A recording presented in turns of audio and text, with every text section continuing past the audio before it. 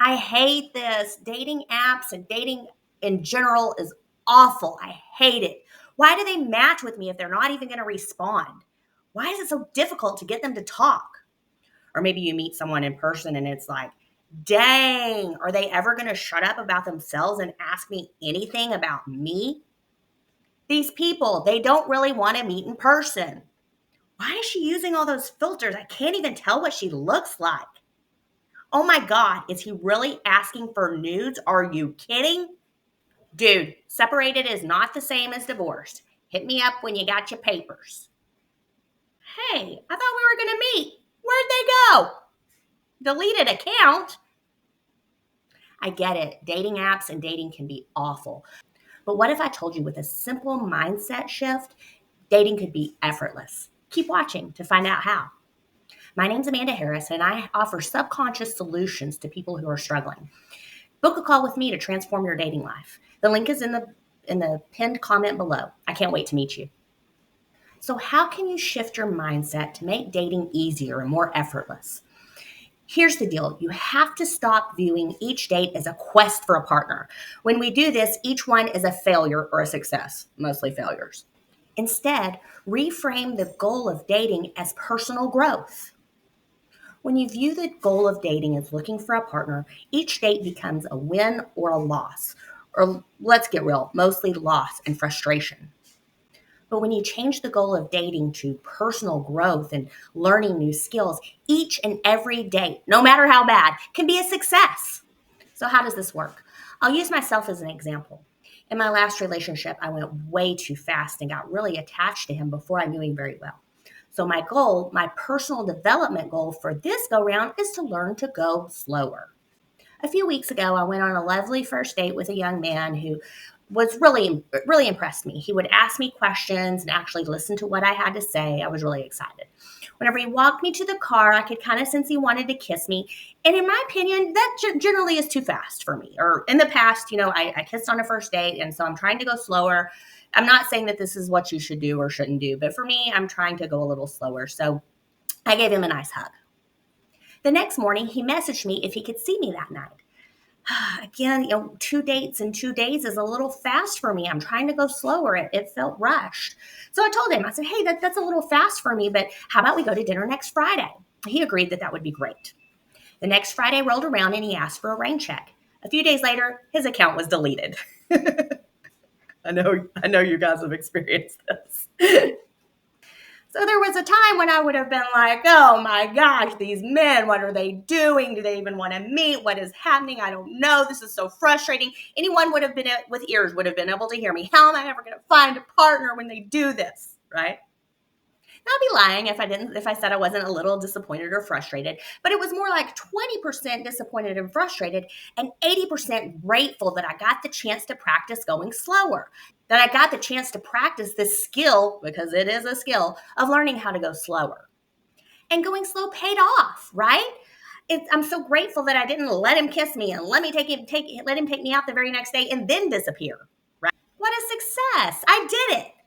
There was a time when that would have been a failure and frustration, but with this mindset reframe, it's a success. I'm growing, I'm learning, and that's what's important here, not what he did or whether or not I found a forever partner. So figure out what it is you're trying to learn. Are you trying to set better boundaries? That man on the app with the dirty talk is a gift. Hey, that's a little fast for me, but for someone that's a stranger, thanks though. Do you see how I got to practice talking like that to a man and setting those boundaries, something that I might have struggled with before? Guys, are you trying to get your rescuing tendency in check? That woman who asks you to look at her plumbing on a first date is a gift. Oh, sorry, I can't do that, but I'm sure you have someone you usually rely on for that sort of thing. I'm not sure if this is a very good example. I'm not a guy, but I do know that as a woman, sometimes I try to rescue a man by cooking for him. Dating is a process of vetting and using discernment. That's a whole new ball of wax for most of us. Generally speaking, for me, dating has been, do we have chemistry, And that isn't enough to sustain a relationship. The word vet means to make a careful and critical assessment of something. Discernment means the ability to judge well. Dating is about watching and waiting, listening to that other person and observing their behaviors and deciding whether or not they have the qualities that you're looking for. Every date, good or bad, gives me a chance to practice listening to a partner or potential partner and deciding whether or not there's somebody that I think would make a great partner. When I see someone being an ass or ghosting or being unreliable, I say thank you that I have the discernment and the good judgment to say later, get lost, move on. I can tell myself to move on, right? I can let go of these people. That's something that I didn't do before. I'm practicing and I'm getting better and better. And this mindset shift feels so much better than I'm a victim of all these jerks. Oh my God, all these guys are doing this and this and this and this to me. No, it's wow, I'm getting so good at weeding out the ones who aren't for me. Say it with me. Thank you for ghosting. Now I know we're not a good match. Thank you for lying. I got a chance to practice trusting my instinct. The first step in finding a great partner is saying no thanks to the ones who aren't right for you. And this is a skill that has to be practiced. And all these dates, good, bad, or in the middle, are a chance for you to practice. Think about it as training. You know, a great basketball player doesn't just play the game, the big game, the championship game. They've practiced and trained over and over and over to get ready. And I want you to see dating is that training ability to hone in on your skills. Well, so you had a great date. This is personal growth as well. You can take note of what that partner did or didn't do and keep a lookout for those people like that in the future. I just met a man who's on a growth path and in therapy. And I was so grateful to hear and see a man doing this. I mean, I know that they're out there, but I had never seen one. So it's really exciting. And even if it doesn't work out, it's good for me to know that those kinds of men exist and that I can meet one.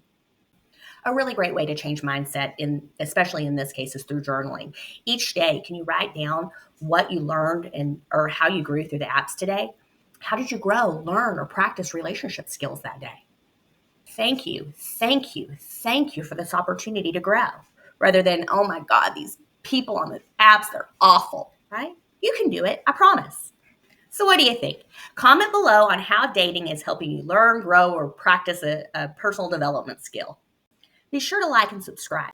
I'm a new channel and it really helps me reach more people. And now that you can have changed your mindset on making dating effortless and successful, watch this video to see how you can spot those red flags and say no thank you, easy peasy. Thanks for watching.